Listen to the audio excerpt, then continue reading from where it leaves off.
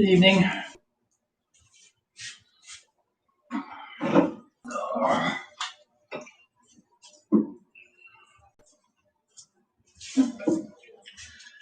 Not real crazy about the camera angle. Good heavens, all you people are talking already. What are you saying?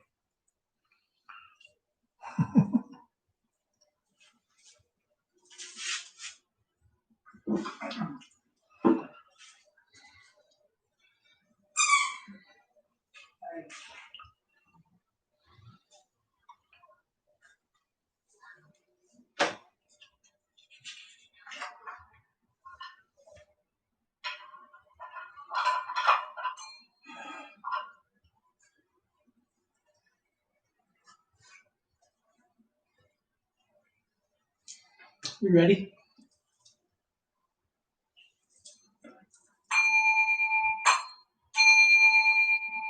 Vast is the robe of liberation, a formless field of benefaction. I wear the Tathagata's teaching, freeing all creations. Vast is the robe of liberation, a formless field of benefaction. I wear the Tathagata's teaching, freeing all creations. Vast is the robe of liberation, a formless field of benefaction. I wear the Tathagata's teaching, freeing all creations.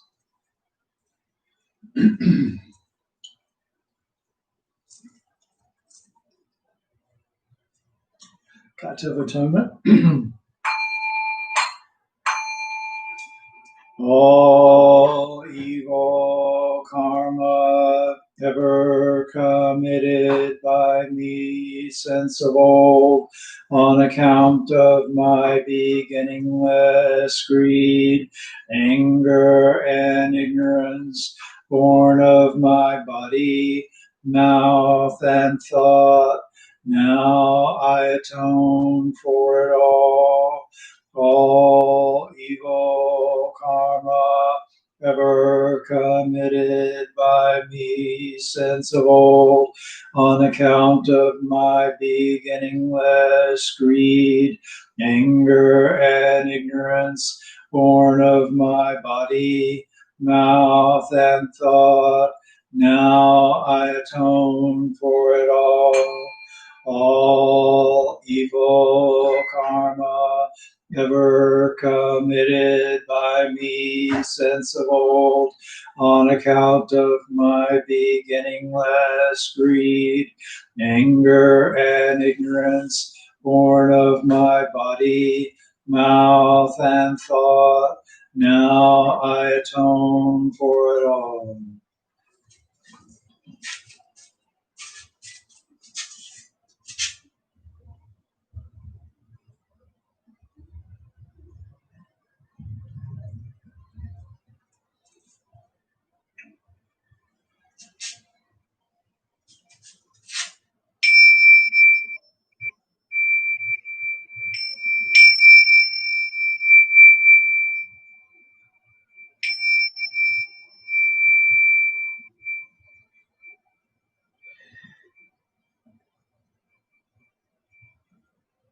The fragrance of this incense invites the awakened mind to be present with us now. The fragrance of this incense fills our room, protects and guards our minds from wrong thinking. The fragrance of this incense unites us with precepts, concentration, and insight. We offer it for all beings.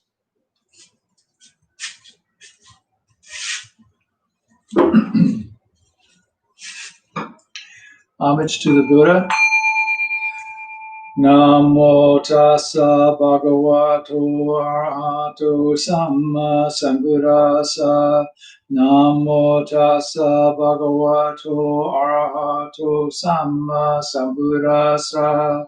Namo tassa bhagavato arahato samma sambuddhassa. I go to the Buddha for guidance. I shall become one with the Buddha. I resolve that I shall each day follow the way of life he laid down for us to walk and awaken to his supreme wisdom. I go to the Dharma for guidance. I shall become one with the Dharma.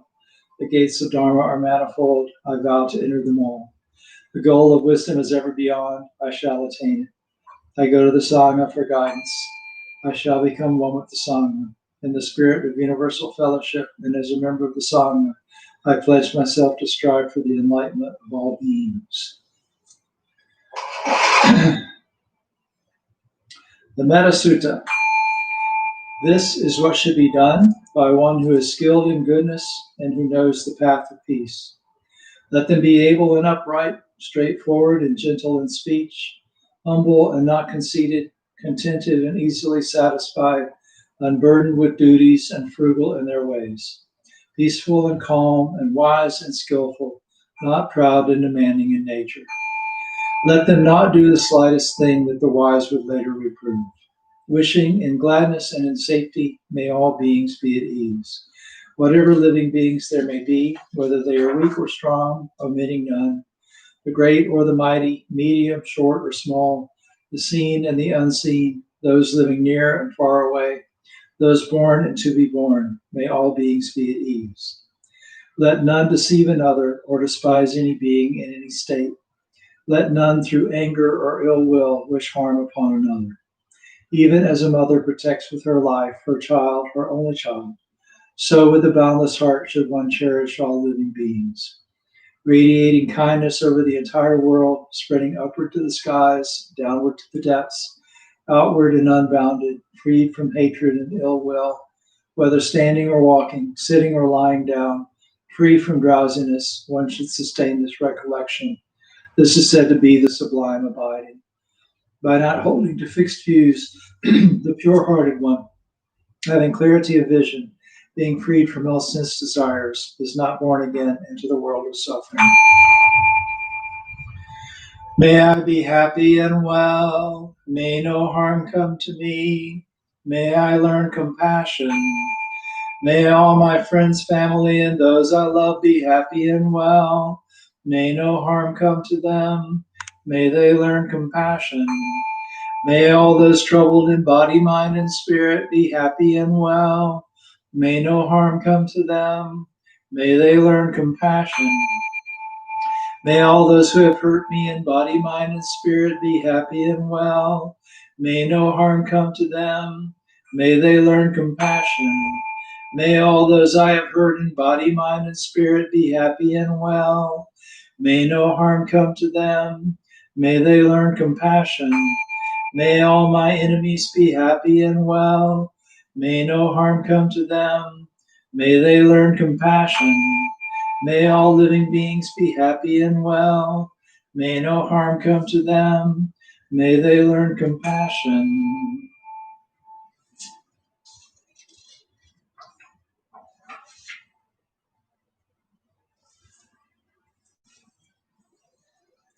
So let's meditate. So tonight I'm going to continue the going over what we do in a service and sort of where this comes from and what this means. And much of what remains is the Metta Sutta and related prayer. So we will do Metta Bhavana this evening. Because it goes very well with that, since they're very much related.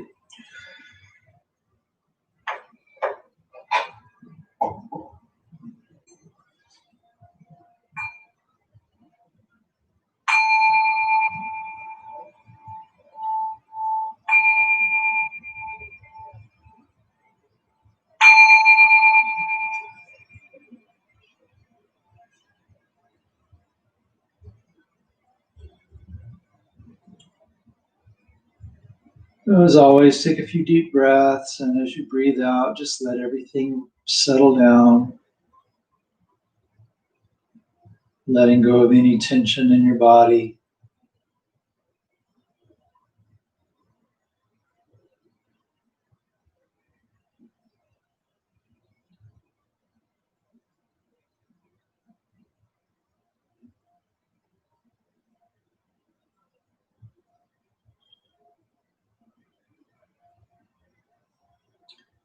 And as you exhale, just think, may I be happy.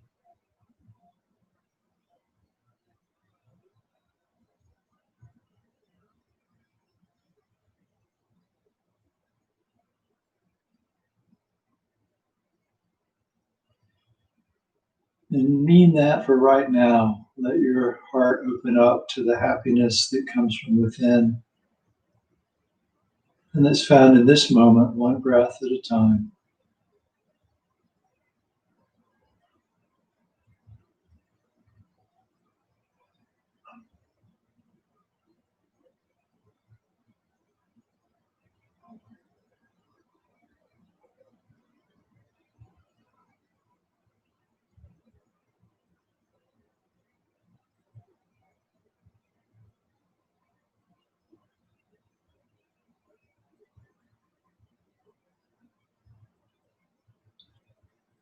May I be free from animosity.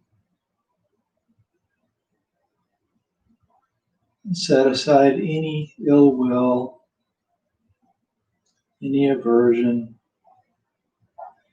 toward anyone that arises in your heart or that's present in your heart now.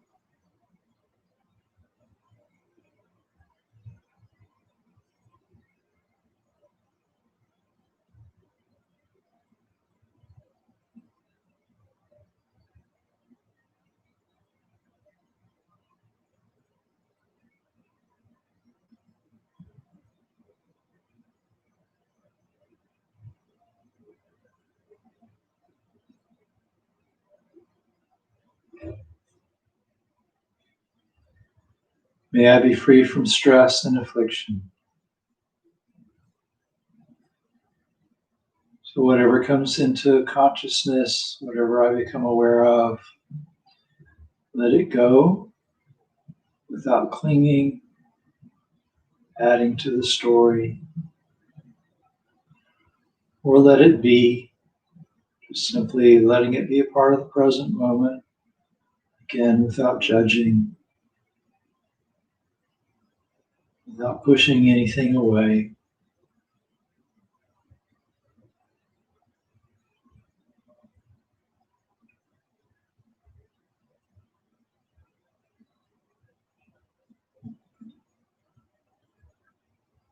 And may I look after myself with ease. Just bringing the mind back to the object of meditation, letting go of any stressors, any anger, any aversion, any clinging. Even if I have to do that over and over again, calmly with compassion for myself.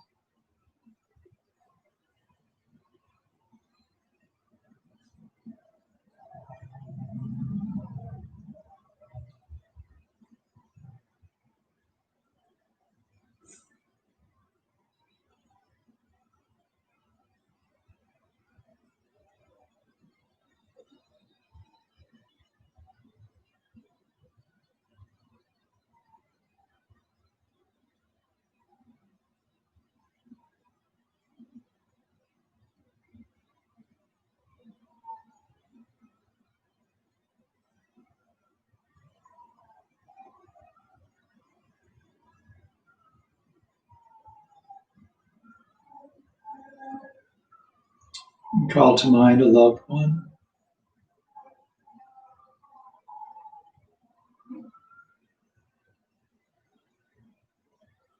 And wish them happiness. May they be happy. And you can visualize them or think of their name. Imagine sending warmth from your heart to touch them.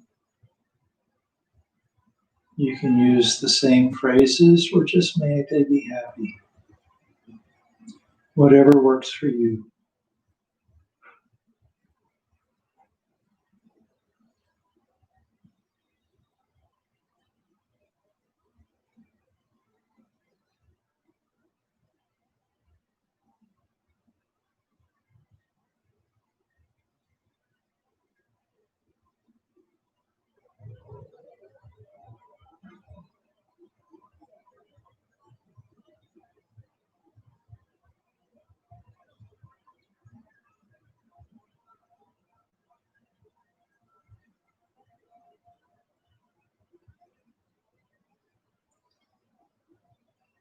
And now think of a good friend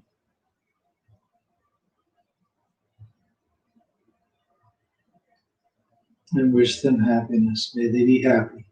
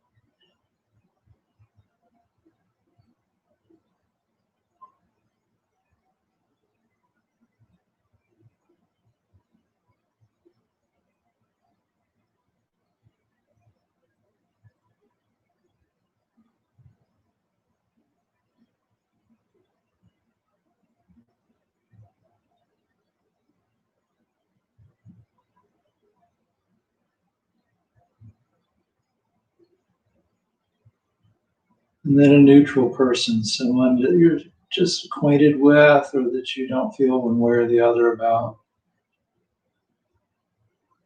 And you may not know them enough to even know whether they're happy or not. But you know that, like yourself, your loved one, and your friends, that they want happiness. All beings want happiness.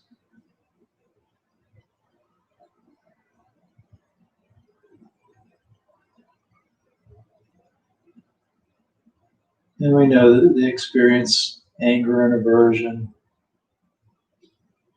and stress and affliction.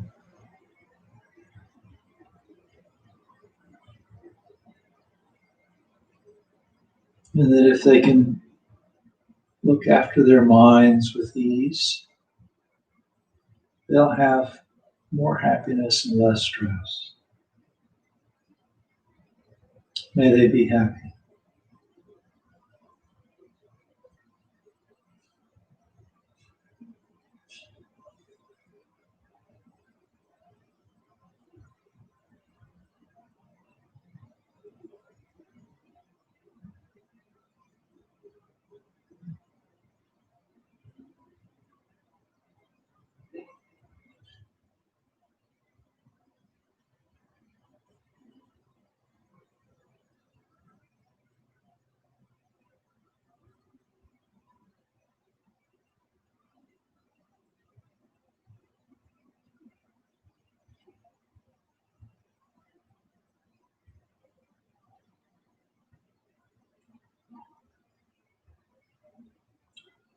And if you're having conflict with someone, or someone annoys you, or that you're around someone sometimes that you just don't like, wish them happiness.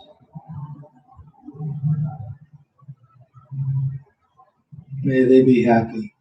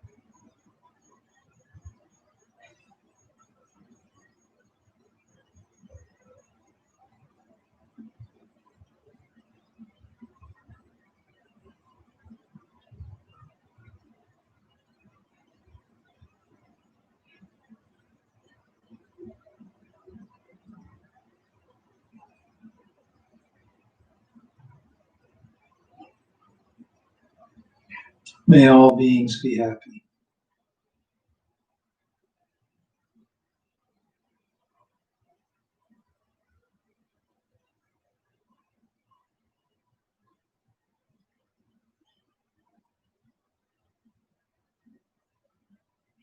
May all beings be free from animosity.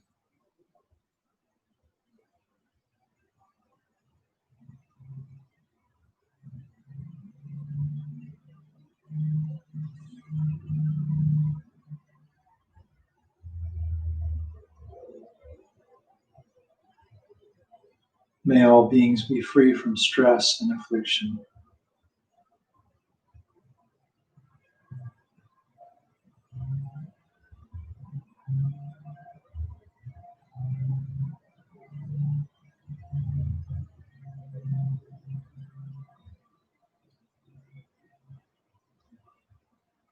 May all beings look after themselves with ease.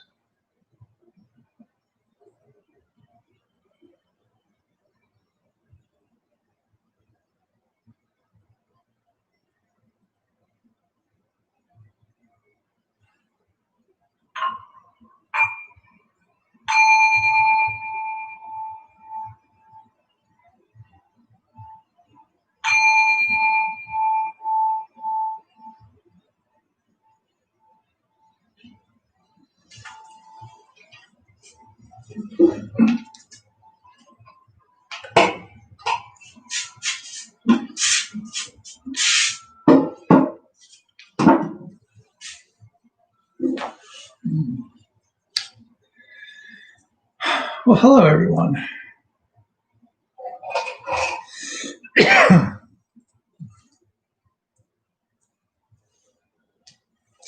Just reading a few of your comments.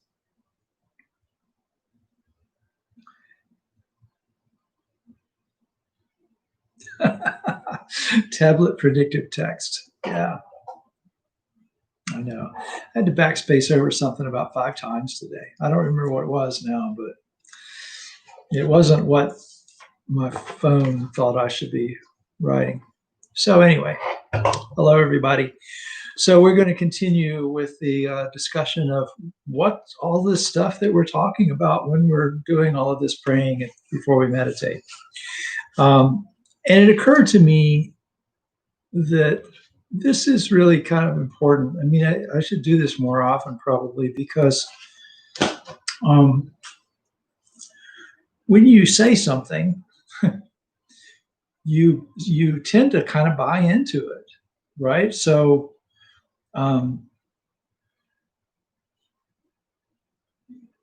there's a neurological thing that happens. I think I don't remember, so I have no expertise in that. But there's this phenomenon where saying something, kind of strengthens the intention behind it in a way that thinking it maybe wouldn't do, and that sort of stuff.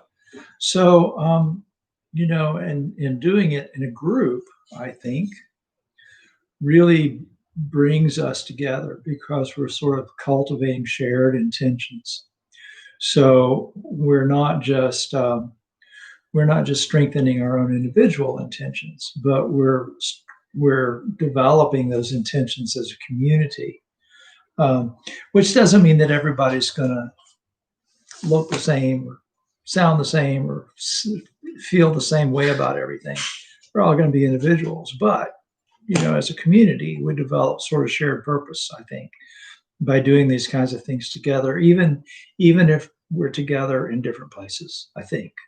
I'm sort of buzzing right now. I had a meeting this afternoon with right before this one, so not even this afternoon, this evening, like immediately before this meeting, with some people from Zen Peacemakers International and some people from Volusia Remembers, which is an organization that's kind of commemorating and racial violence in this county and people who were victimized by it and so on, and really trying to create healing, which a lot of what Zen Peacemakers does is bear witness to terrible things that have happened, and then create opportunities for understanding and taking constructive action.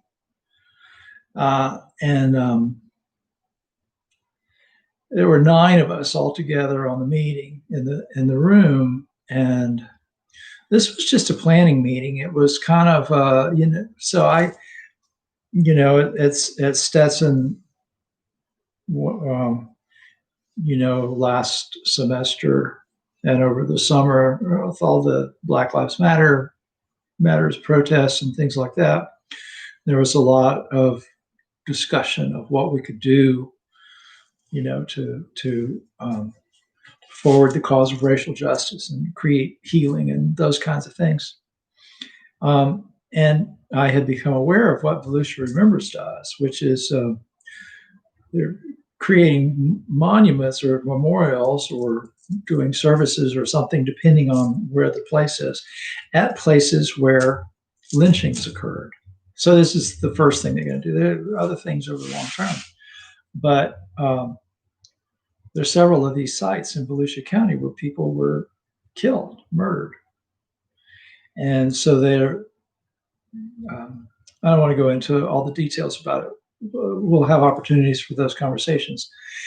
And Zen Peacemakers goes to places where things happen and bear witness to what happens, and then takes action that leads to understanding and healing. And so I had decided, when all the shutdowns happened with COVID and stuff, I wanted to get to know Zen Peacemakers better, because I have a kind of an affiliation. And at the same time, had this sort of idea that came about through our office, that we should work with Volusia Remembers to help support what they were trying to do. And it dawned on me that, these two things really seemed to want to fit together. And so it took a few months of emails and phone calls and attempts, and we finally got to have a meeting. And there were 9 of us on this Zoom call. And a few times, several of us ended up, and again, this was just a planning meeting. This was just kind of talking about what we're trying to do and how significant it was. But there were a few times that I and several other people were like teary-eyed and stuff, talking about not so much about what had happened, but about our shared commitment to doing something about it, and how our hearts were affected by this. And the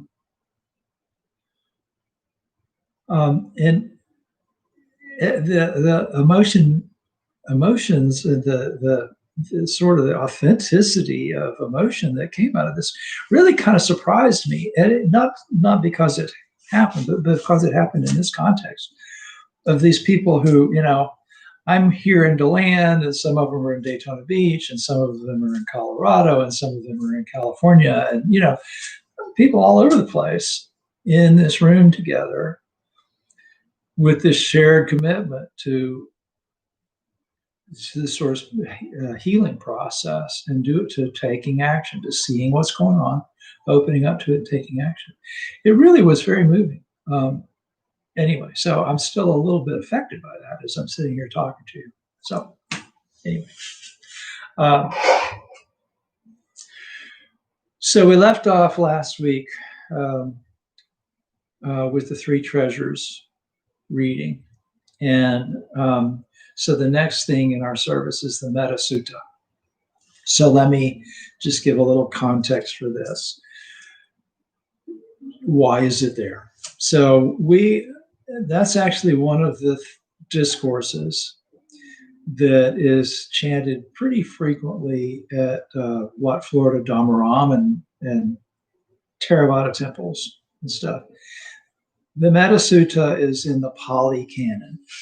I talked about Pali last week. So, there are multiple collections of canonical Buddhist scripture, depending on what culture you're talking about. And the earliest teachings are those gathered in the Pali Canon, which is a vast bunch of stuff. And so the Metta Sutta is one of the discourses in the Pali Canon. And so it's sutta, S-U-T-T-A, is the Pali word. It's the same word as sutra, S-U-T-R-A, which is the Sanskrit word. So Lotus Sutra, Metta Sutta. So I'm using sutta. A lot of time I would probably have changed it to sutra because sutra is more common use. You hear sutra in other contexts as well. You know, yoga students encounter the word sutra in the Yoga Sutra, Patanjali, and stuff like that. So it's a little bit more commonly used in English by English speakers. But at White Sands, they say sutta. And I'm very used because I encountered it in that Theravada context and became very familiar with it there. You know, sutta comes naturally to me in this context. So since it's coming from the Pali Canon and since we're encountering it in these other contexts that way, sutta. So it's in two parts. It's not real evident that it's in two parts, except that I ring a bell at the end of the first part. So the first part basically is saying, here's a practice I'm going to give you, and this is the kind of person that should do this practice. This is what should be done by one who is skilled in goodness and who knows the path of peace. So I like this term, skilled in goodness. We think of good people as being sort of, you know, magically good. They're born good or whatever.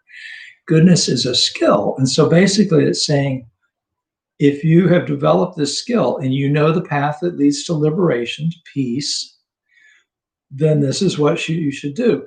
Let them be able and upright. In other words, you know, carry yourself in a dignified way, in an authentic way. I think able and upright, you could say, is authentic, straightforward, and gentle in speech.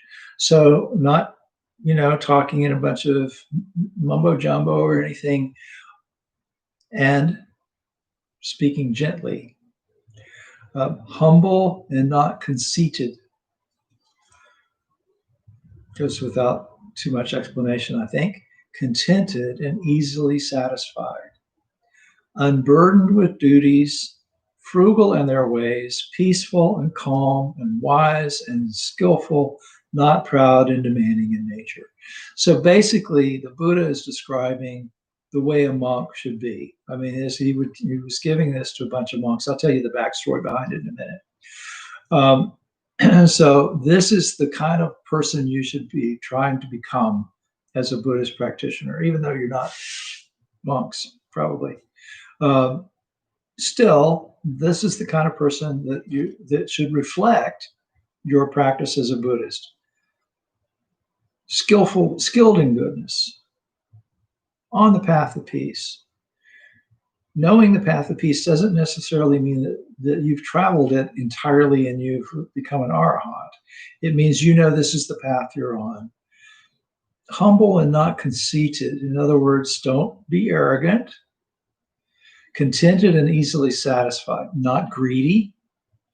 Okay? Doesn't mean that you can't care a lot about what you want to do and do better and all of that kind of stuff. But it doesn't mean you give up. It means that you're accepting and that you're not greedy. Unburdened with duties and frugal in their ways. This is kind of an interesting one. So I have a problem with this whole unburdened with duties thing. I tend to take on a whole lot, you know, and it's saying, yeah, don't do that. So I have to remind myself of that when I read this. Unburdened with duties, frugal in their ways. In other words, you don't have to become a workaholic so you amass a bunch of stuff or amass a lavish lifestyle, right? Peaceful and calm, wise and skillful, not proud and demanding. And then the bell rings. So this is describing the kind of person who would do this practice and the kind of person that this practice would create.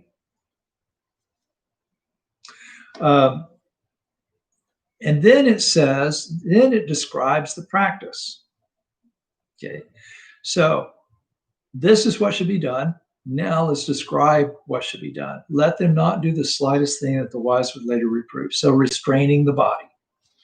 We've talked about the 5 precepts in one of the groups recently, the 5 major precepts: not to kill, not to steal, not to engage in harmful sexuality and harmful speech, intoxicants till you cloud your mind, that kind of stuff, right?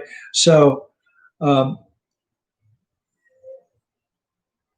that's not doing things that the wise would reprove. In other words, that someone who knows the path and who is skilled wouldn't look at that and go, "You shouldn't be doing that." Okay, right?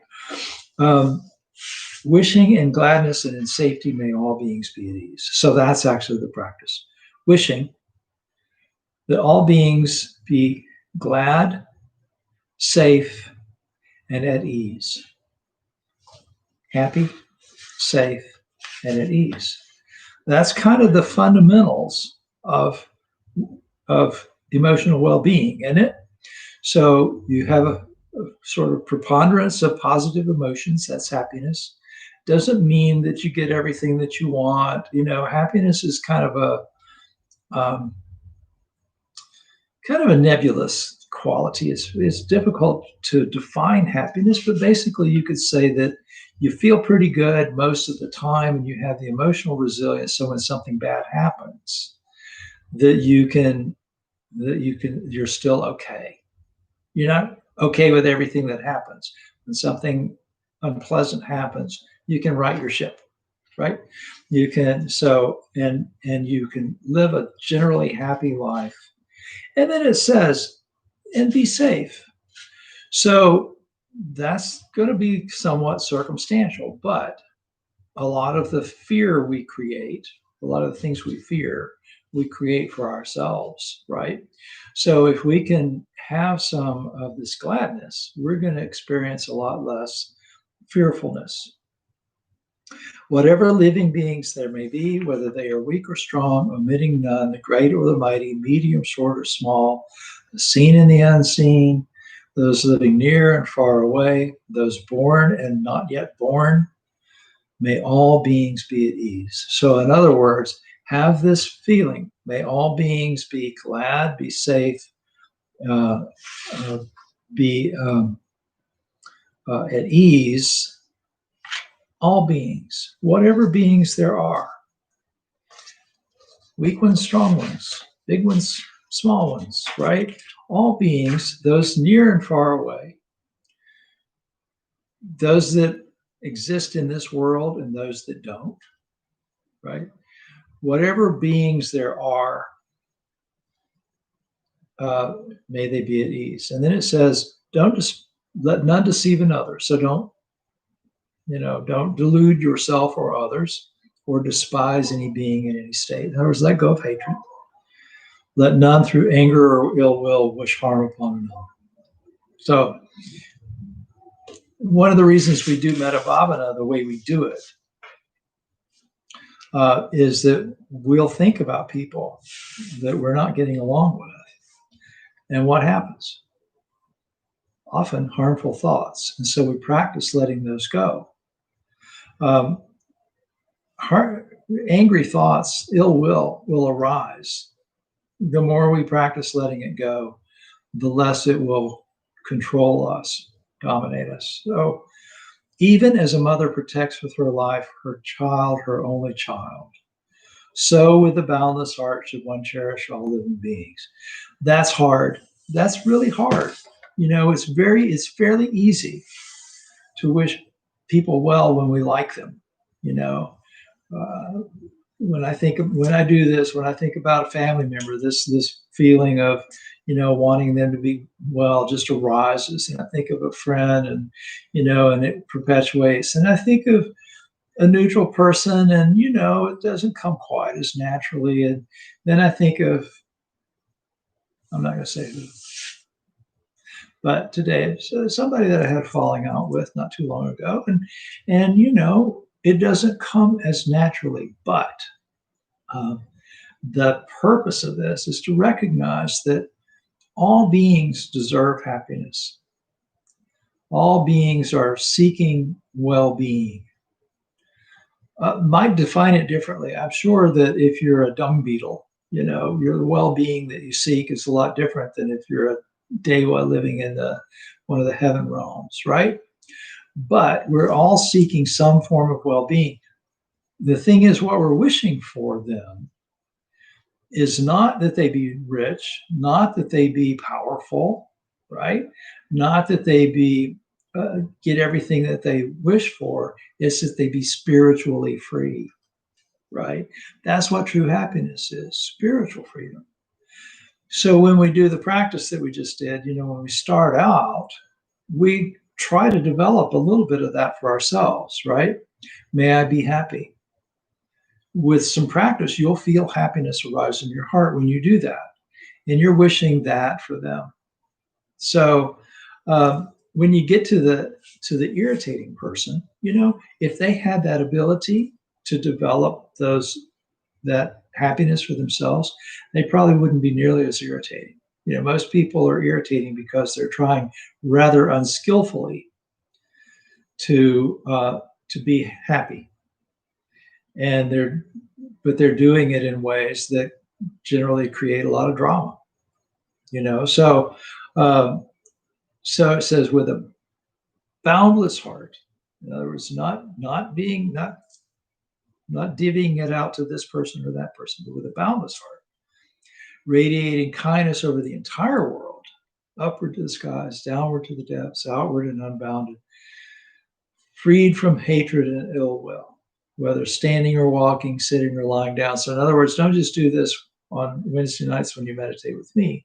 You can do this all the time. You can, if you practice this, then, practice it when you're moving through the world too. When I first started learning this, I would do this thing sometimes where everybody I looked at, I would think, may you be happy.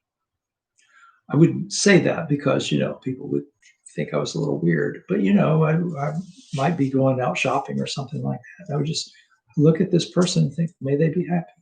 May they be happy. May you be happy. It's an interesting exercise to do. And it really kind of makes you think about how your relationships are with other people. So you might want to try that sometime. And then he's kind of talking about meditation instructions, sitting free from drowsiness, sustain this recollection. This is said to be the sublime abiding, the Brahma Vihara, right? Sublime, referring to the sort of the highest divine state, abiding, a dwelling place. You want to live in this highest state. So this Metta Bhavana, Metta is one of the Brahma Viharas. Metta, the four boundless states, divine abodes. Brahma Vihara means divine abode. This is the highest place that you can live. By not holding to fixed views, the pure-hearted one, having clarity of vision, being freed from all sense desires, is not born again into the world of suffering. So what the Buddha is saying there is that if you do this, if you really commit to this, if you can develop goodwill to that extent, that can free you. That can be enlightenment. That can lead to being an arhat. A number of other things can too. The Buddha gives a lot of different instructions for how to become an arhat, but this is one of them. By not holding to fixed views. In other words, don't get hung up on what you think, right? Back to Zen peacemakers, the first tenet is not knowing. Well, that's how you don't get hung up on fixed views. Go ahead and let yourself not know. The pure-hearted one, person who's not consumed by greed or hatred or delusion, having clarity of vision, being freed from all sense desires, in other words, being freed from clinging, is not born again into the world of suffering. So that will liberate you completely. Now, most of us are Mahayana Buddhists and not particularly set on becoming arahants, but we want to free ourselves from the cycles of suffering that we bring ourselves back to. And one of the best ways to do this is to develop that ability to have goodwill. And so, look, you're not going to be perfect. I've been doing this for years. I still get ticked off, but a lot less than I used to. And I don't hold on to it for very long. And I don't take it very seriously when I experience, I mean, the phenomenon of anger arising, I take seriously because, I don't want to have that. But I don't get caught up in my stories about why I'm angry and who I'm angry at and why I'm justified and terrible things I should do to them or whatever, right? I don't take that junk seriously because I don't want to hang on to that view, right? So let me explain to you where this particular discourse came from. I can tell you the backstory. It's mythic. I don't, who knows how historically accurate it is? Probably not very, but it's a cool story, and it's one that might help you remember to do this. So, as I've mentioned before, during the rainy season, monks would find out where the Buddha was, and they would go and whichever monastery he was staying at, they would hang out there and get teachings and stuff. And then when the rainy season ended, they would leave, go spread out, and teach the Dharma and all that stuff. So there was a large group of monks, hundreds of them, who had spent the rains with the Buddha. They were sort of associated with each other. They tended to kind of hang out together. And so after the rains were over, they left, and they went to figure out where to go. And they're traveling around, and they came to this beautiful valley. It was a deep, wooded, very cool valley, had a stream running through the middle of it with very pure water. So they had all the water they could, that they needed, very pure, sweet water, nice shaded trees to sit under and meditate. And there were some villages nearby, and the villagers were very happy to have these monks there and very happy to support them with alms. And so these monks were like, wow, this is the greatest place ever. We'll just stay here. And so they settled down in this valley. Well, it happened that this little valley was also inhabited by a bunch of these sort of little minor deities that were associated with trees, sort of like you might consider elves, I guess, or fairies or something. I don't know exactly. I don't know exactly how the Indian cosmology and the or mythology and the European mythology would align, but kind of along those lines. And at first, these little tree devas were very happy that these monks were there. And then they realized the monks were going to stay around, and they weren't so happy about that. These monks sitting around under their trees, meditating all the time and chanting and stuff. And so they decided to run them off. So they started making horrible noises while they were trying to meditate. And then that didn't work. So they decided to send them terrible, scary visions and make really obnoxious smells permeate the place, and just trying to make things as unpleasant as they could so the monks would give up and leave. So the monks had this idea that they would go back to the Buddha and they would tell him what was going on and see what advice he had. So they went back to the monastery where the Buddha was staying, told him the story, and he said, okay, look, you've got to go back to the valley. You have to deal with this. And he said, if you go back there, you can become enlightened, but you can only become enlightened if you go back to this valley. And then he gave them this discourse, this practice to do once they got there. And so he taught them this sutra, and armed with this sutra, they left and went back to this valley. And as they were walking into the valley, they started chanting the Metta Sutta. And the tree deities heard this, and they were so impressed and so pacified by hearing this and by picking up on the vibes from these monks now who were developing this goodwill, that they not only decided to leave them alone, but they decided to make the valley even more peaceful. And so they made it completely quiet and still while they were meditating, made sure that the water was just tasted like ambrosia. There were cool breezes and the shade was deeper and all of that just made it beautiful for them so they could practice. And all of these monks, all these, I think there were 500 of them, all became arahants.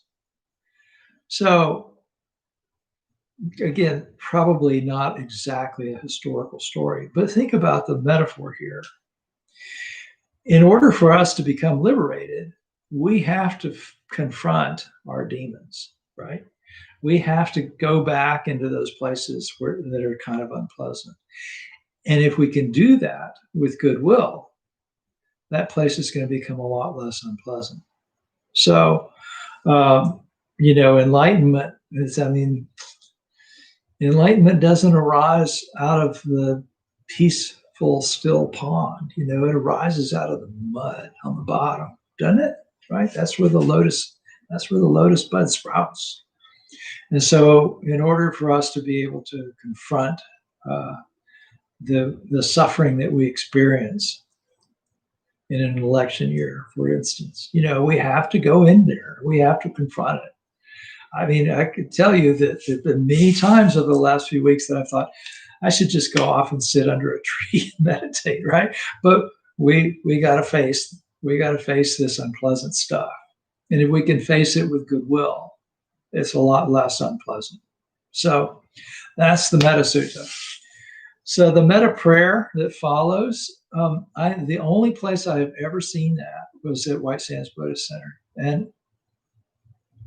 I'm not sure if Venerable Kai Tien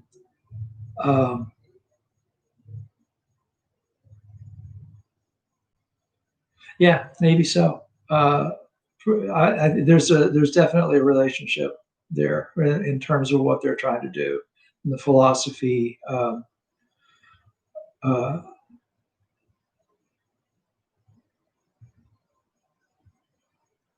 And yes, I agree, Jeff. Yeah, we do. We definitely need restorative justice, and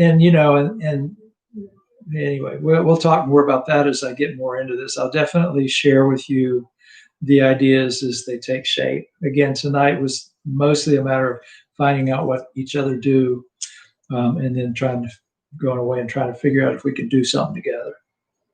Anyway, so the Metta prayer.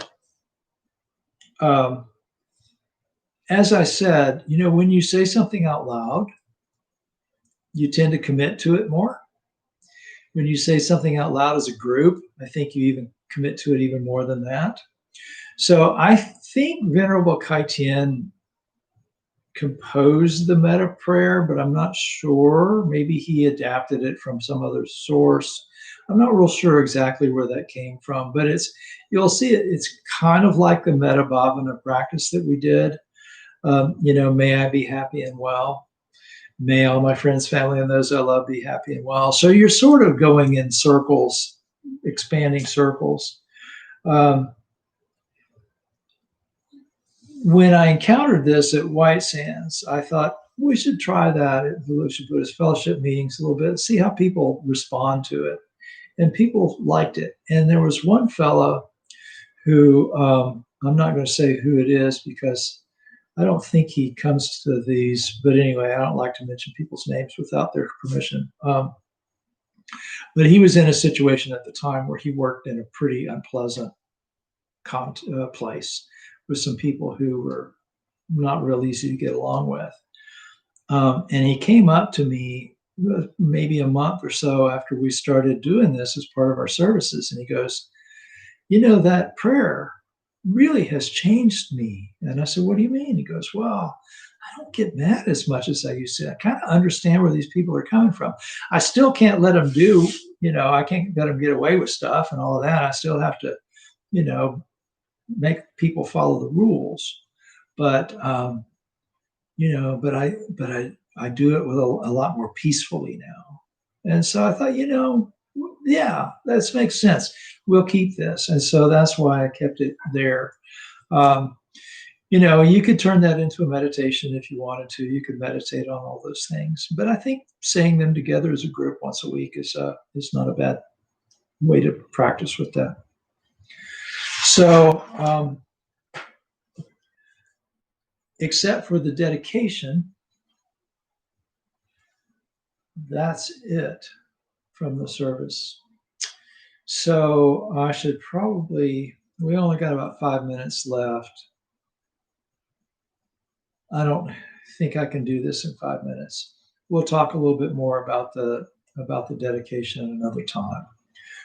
But basically, the gist of all of these dedications is that we have listened to the Dharma, we have recited scripture, we prayed together, we train our minds together, and those are all meritorious things. So we don't want that merit just to benefit us. We want to share it with everyone because we live in a world with other beings, and so we're sharing that merit, and we're directing it to some extent in some specific directions.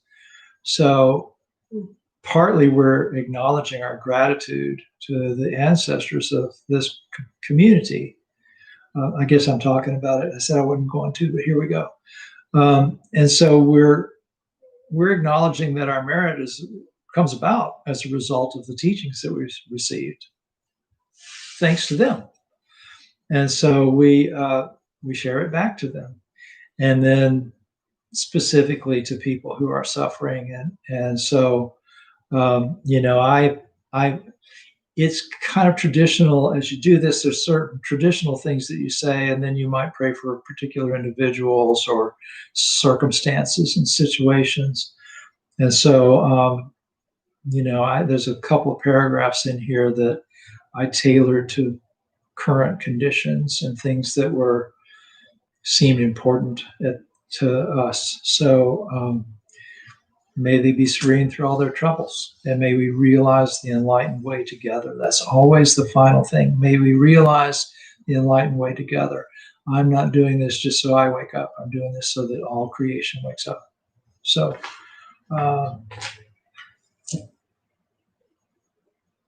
you're welcome. So thank you all for being here.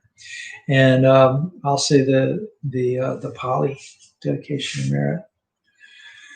Sabe sata sadahantu avera sukajivino katang punya phalang mahang sabe bhagi bhavantu te. May all beings always live happily, free from animosity. May all share in the blessings that spring from the good we have done. Would I be willing to talk about my robes? Yeah, what about them?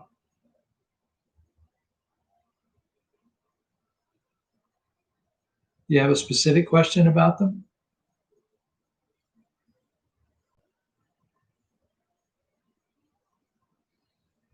Tell you what, because it's hard to have a conversation on YouTube, ask me that question tomorrow night on Zoom. You going to be on the Zoom call tomorrow, Janet?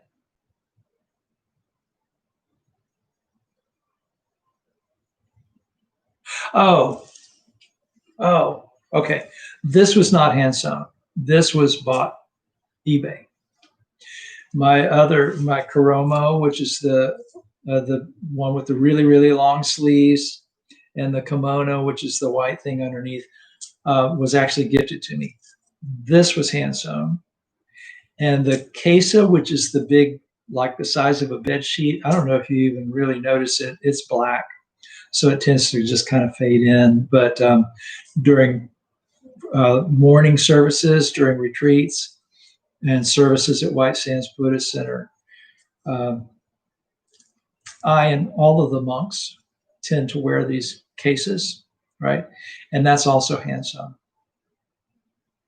So I don't know about Sukos and Quincy's and all of that. And I'm pretty sure somebody gave Paul his, Paul from next door, Paul. But in Soto Zen, we're expected to sew our own. So I and Jim and Paul Cummins, who comes up, and all of those guys that come up for retreats, those are all needle and thread, hand stitch. It's a meditation too, it's so being one with Buddha, being one with Dharma, being one with Sangha. So that's the story there. All right. If you got any more questions about that tomorrow, ask me. You're welcome. All right. Thank you all for being here. And I will see you on the Zoom call tomorrow if you're there. Otherwise, I'll see you at White Sands Sunday or someplace. All right. Take care. Have a good night.